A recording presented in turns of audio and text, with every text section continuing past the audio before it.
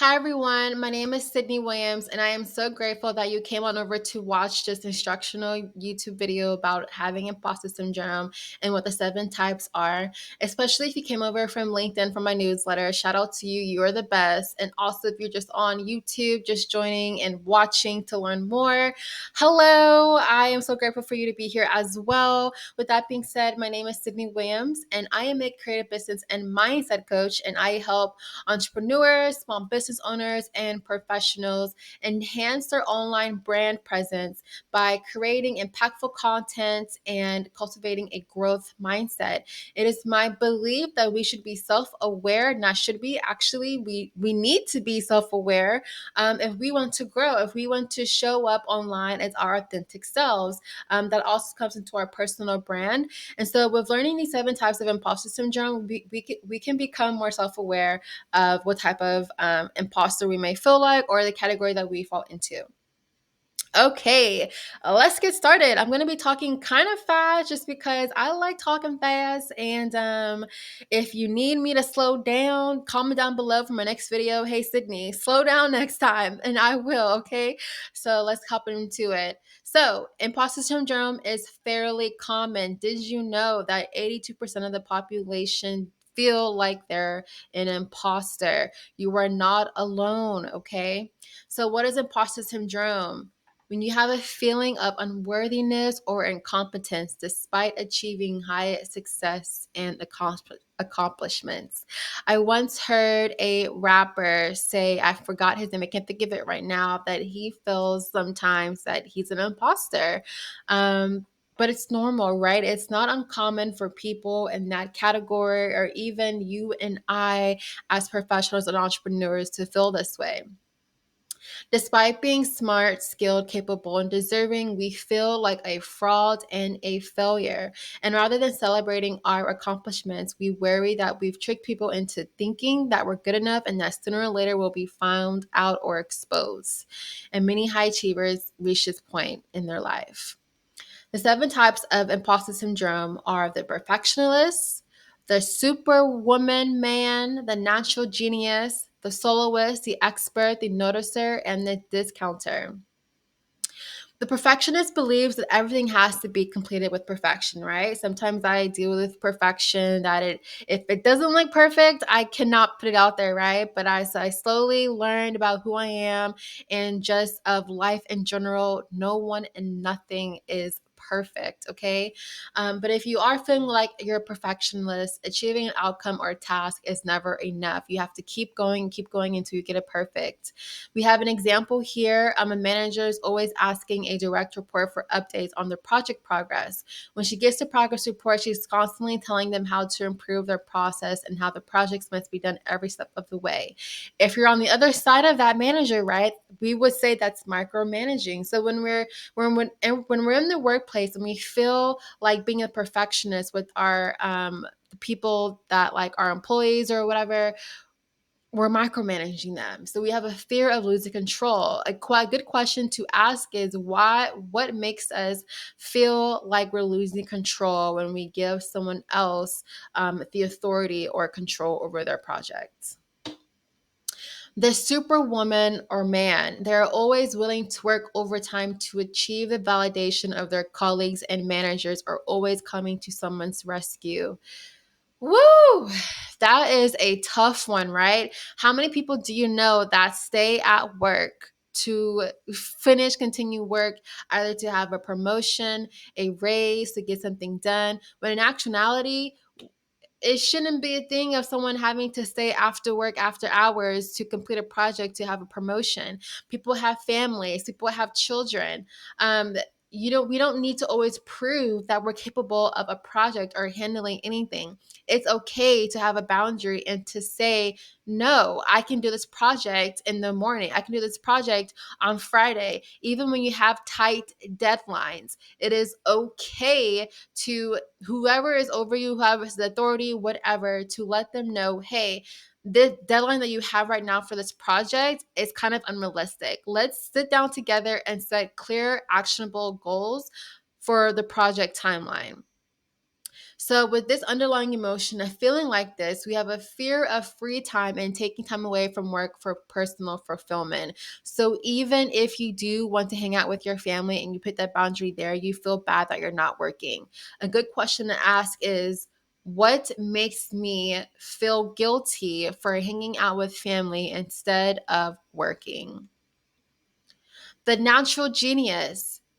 How many of you all know the one person that sometimes can be right, but most of the time they're wrong, but you can't tell them that because they always think that they're right? This is why that person feels like this. They're called a natural genius. Feedback cycles, critique, or rework is threatening to their ego. If they didn't get it right, they personally believe that they failed. They put minimal effort into the work and yet often succeed.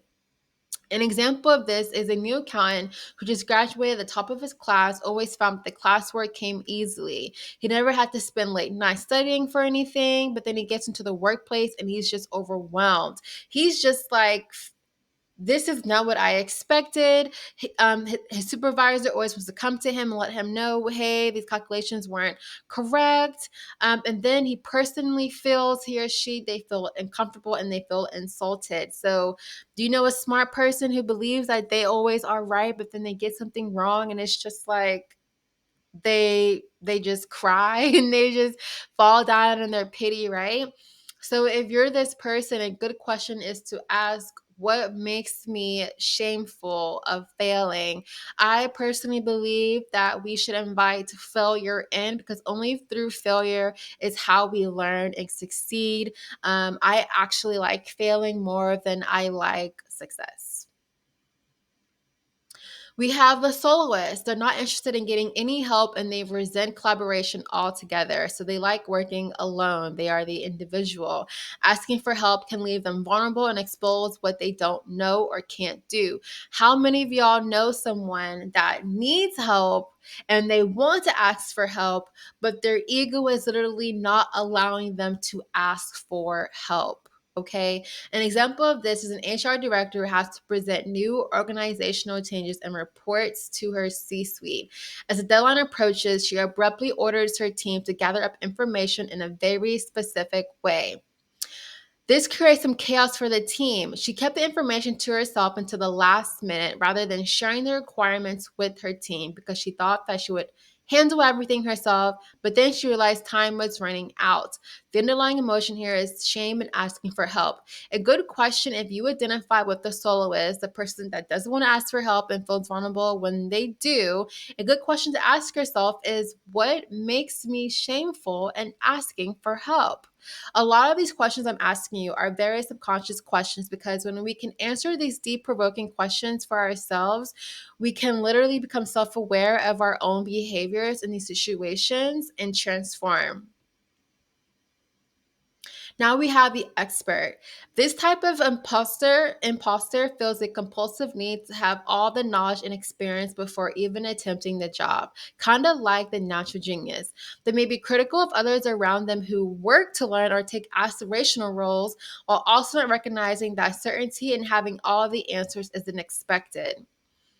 At the end of the day, no one is an expert in what we do next. An example of this is a scientist working on a new drug discovery feels compelled to fully understand the results before sharing them with the team. The experiment nears the end of its funding and timeline. The scientist has not yet shared the progress updates. Then team members are uncertain and become restless. Worse, two team members had relevant insights that could have built on the scientist's results if they'd had a chance to work through them. With even more pressure is on the scientist now because he is the expert in this process. We have a fear of being inadequate. It's okay to not feel like the expert. Titles are not who we are. If you're a senior director, if you're a senior vice president, a CEO, whatever, just because you have the title doesn't make you the expert in that field. You have people around you that probably know the role better than you that are able to come to the rescue and are able to help. Learn to ask for help. A good question for those who feel like the experts or having to feel like they need to be the expert in everything that they do is, What makes me feel inadequate?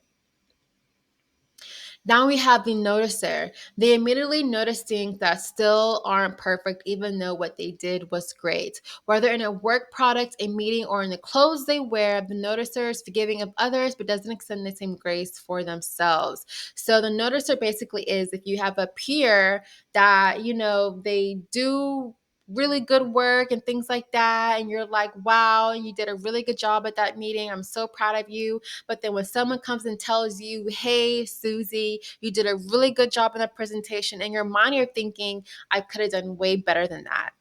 This is what the noticer feels like. So, an example here is an account manager works with her team to prepare a working session with the client. The team works hard on it for several days, and the manager spends every night making it better. Despite changing direction more than once, they ultimately create a workshop that the client loves. The team celebrates, but the manager can't stop thinking about where her presentation was awkward and how much more charisma and comfort the other project lead had. So not only are you saying and saying to yourself when people compliment you that you're going, I didn't really do that good job, you're also comparing yourself. And comparison is the greatest thief of joy.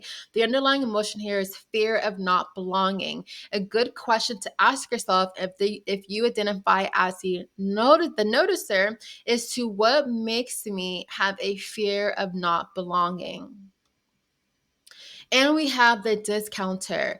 They rationalizes away evidence of their own competence, achievement, or high regard. People think well of me because they really don't know what they're talking about. This type of imposter doesn't value or trust their network of supporters very much. So basically, if you're the discounter is someone who, if you compliment them, right? Someone compliments you, you say you did a really good job. I really like what you're wearing today. The discounter is not going to count your compliments. They're going to just, no, I could have looked way better. No, I could have done way better.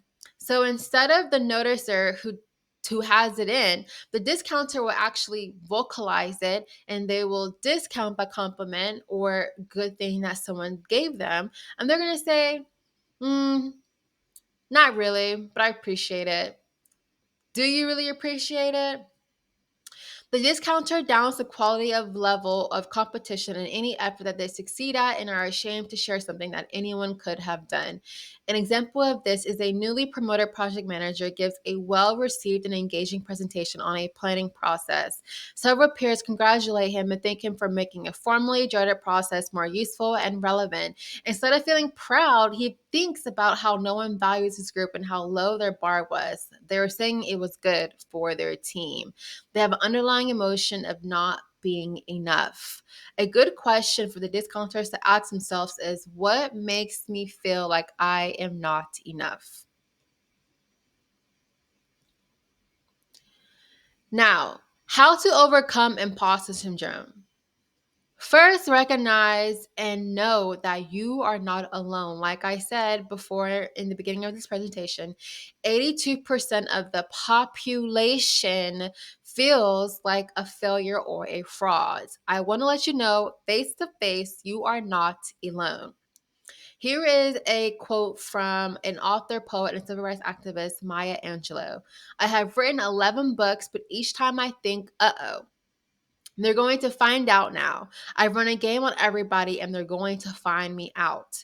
Here's another one from actor Don Cheadle. If you don't know, I'm also a sign model and actor, and I have a passion for the art. Anyways, Don Cheadle said, all I can see is everything I'm doing wrong that is a shame and fraud. Distinguish humility and fear. There's a difference between being humble in your hard work and accomplishments and then becoming overwhelmed with fear because of them. I'm going to repeat that again. There's a difference between being humble in your work and accomplishments and then becoming overwhelmed with fear because of them. Here is a quote from another actor, Seth Godin. Humility and worthiness have nothing at all to do with defending our territory. We don't have to feel like a fraud to also be gracious, open, or humble. Another thing that we must do is to not ignore the emotions of imposter syndrome, except we need to accept them. Did you know that emotions only last for 90 seconds? Feelings last forever. Make sure that you differentiate between the two. What that means is you have an emotion of anger, you have an emotion of happiness, you have emotion of excitement, right? That will last for 90 seconds. Anything longer than that, you're choosing to remain in that feeling. So if you have a feeling of anger or an emotion of anger for 90 seconds, after that 90 seconds, you can either cool down, breathe for a second, walk away, go to the bathroom, put some water on your face, or whatever you want to do to release that anger. But how you feel, for example, I feel angry that Barry did this, and now I know who Barry really is. I just made that up, but that is a feeling of that lasts forever. So Dr. Jill Bolt Taylor, Harvard brain scientist, explains that when a person has a reaction to something in their environment, there's a 90-second chemical process that happens in the body. After that, any remaining emotional response is just a person choosing to stay in that emotion. There's also the stop, breathe, notice, reassess, and respond technique, better known as SBNRR. So, this can help you slow down and consider the situation and your own thoughts, feelings, and reactions into, move more mindfully. Stop. Allow yourself to stop in your tracks and take a moment to pause. Breathe. Give yourself a deep breath and let your thoughts go and not be attached to them. Notice your feelings, your body, your surroundings, your peers, the situation, or reaction, and anything else that you can notice. Reassess. Evaluate the situation and the reason you felt a need to fall into the imposter syndrome. And respond. React with intentionality. It can be more informed and composed now that you have calmed yourself a bit. There's more tips here. Practice self-compassion. Now that you understand about imposter syndrome and now you're more self-aware of what type it you are, um, you can move from that, right? So give yourself more credit and compassion for the journey that you've come through. Be kind to yourself. You are a human and human makes mistakes. Keep failure in perspective. Instead of focusing on your failures, try learning from them instead of letting them define you. Seek trusted feedback from your network. Make it a practice of receiving feedback from people you trust and respect. Here are a few exercises that you can do. You can pause this video and you can, do the exercise, or you can, whenever you have free time, do them. But these exercises have helped me and what I've personally done to help me overcome my feelings of feeling like a fraud or a failure. Grab a piece of paper and make a 2-column list. On one side, title it Evidence I Am Not Enough. On the other side, write Evidence I Am Enough. And then list your achievements and accomplishments, and then gather all positive feedback someone has ever said to you and put it in a folder. Okay. So that marks the end of breaking free from the imposter within. I hope that you enjoyed this presentation. If you have any questions, please send me an email, sydneyrwilliams.com, or follow me everywhere on my socials. It is Coach S. Rose, stands for Coach Sydney Rose. And again, my name is Sydney Williams, and I am a creative business and mindset coach. And I love talking about personal development, personal branding, as well as digital marketing. I help small business owners, entrepreneurs, and professionals enhance their online brand presence with creating impactful content and cultivating a growth mindset. Mindset is super important for me. You'll see in my other newsletters or videos or whatever that I'm on. I'm on TikTok, Instagram, LinkedIn, Facebook. So with that being said, I hope to hear from you soon and have a great one. Bye.